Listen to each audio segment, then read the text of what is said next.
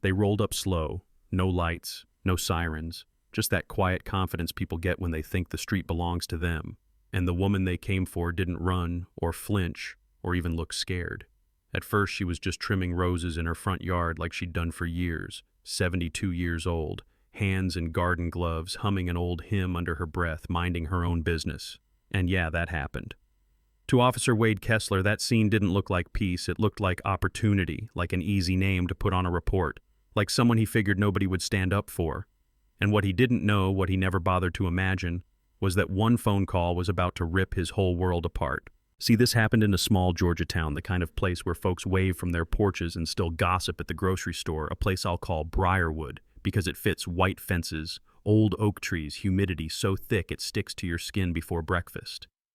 On Juniper Lane lived Miss Lila Freeman, and everybody called her that not because she demanded respect, but because she earned it. She was 5'2" on a good day, silver hair pinned back, neat skin, dark and smooth like polished wood. The kind of woman who had lived long enough to know when to speak up and when to stay quiet. She'd spent 4 decades as a nurse at the county hospital, the real kind of nurse, the kind who didn't rush people, who held hands in bad moments, who knew how to calm a room without raising her voice. She baked pies for church, she checked on neighbors. When storms came through, she grew the best roses on the block, deep red ones that smelled sweet, if the breeze hit right, and that garden was her peace. That morning was already hot, Georgia heat that wraps around you and doesn't let go, and Miss Lila was out front trimming leaves, humming low when tires squealed just a little too hard at the corner. She didn't look up right away. People sped through there all the time. But then came that sound, the heavy slam of a car door, the official kind that makes your stomach tighten before your brain catches up.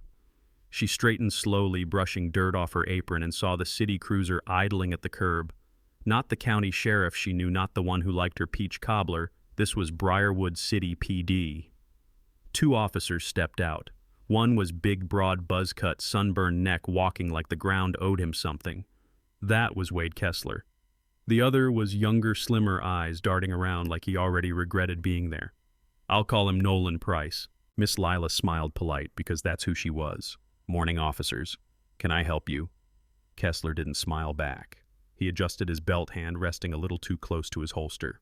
Step away from the fence, ma'am. Hands where I can see them. Imagine that for a second, being 72 years old in your own yard holding pruning shears and being talked to like you're dangerous. Miss Lila frowned. Excuse me, I'm just gardening. What seems to be the problem? Kessler leaned in, voice rough. We got a call. Suspicious activity. Possible drug distribution. Description matches an elderly black female. Miss Lila laughed just a little because it sounded so ridiculous it barely felt real. Officer, the only thing I distribute is vegetables to my neighbors. That should have ended it right there, but Kessler wasn't interested in being right. He was interested in being in charge. I said, step away from the fence. Miss Lila kept calm, that nurse calm. Sir, you're mistaken. You can call the county sheriff. He knows me. Kessler's face tightened. I don't care who you are. Then he kicked her gate open hard enough to splinter the wood, like her home didn't matter, like boundaries were optional. Miss Lila gasped. That is my property. Kessler stepped through anyway, interfering with an investigation. Price cuff her. Nolan hesitated. Kessler, she really looks like she's just gardening. Maybe we should check the address. Kessler snapped at him sharp and fast. You want to explain to the sergeant why we let a suspect walk, or you want to do your job, and you could see Nolan Fold see the moment where fear won over judgment. He pulled out his cuffs, voice shaky. Ma'am, please turn around. Miss Lila planted her feet. No. You're trespassing, and I demand to know why.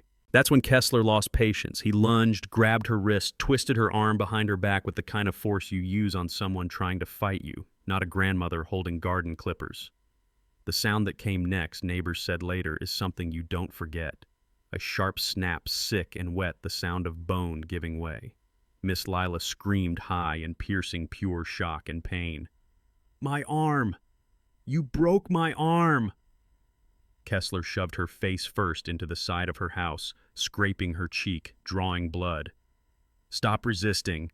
I'm not resisting, she cried, sobbing now. Nolan looked sick. Kessler, she's hurt. Kessler leaned his weight into her like he wanted her to feel it. She slipped. Cuff her. They dragged Miss Lila down her own driveway apron, torn face, bleeding left arm hanging at an angle that didn't belong on a human body. Curtains shifted, phones came up. Neighbors started recording because deep down they all knew if it could happen to Miss Lila, it could happen to anyone. They shoved her into the back of the cruiser, heat suffocating, and when she begged for her heart medication sitting on the porch, Kessler slammed the door and said, "Should have thought of that before you decided to run a drug ring." At the station, they didn't take her to the hospital, not even when her wrists swelled and her breathing got shallow from pain and fear. They booked her fingerprinted, her good hand tossed her into a holding cell like she was nothing. Miss Lila sat on the cold bench, cradling her broken arm, shaking not just from pain, but from humiliation, because being treated like you don't matter leaves a deeper bruise than any broken bone. Hours passed. Nolan eventually came by, guilt written all over his face, sliding a cup of water through the bars. "I told the sergeant about your arm.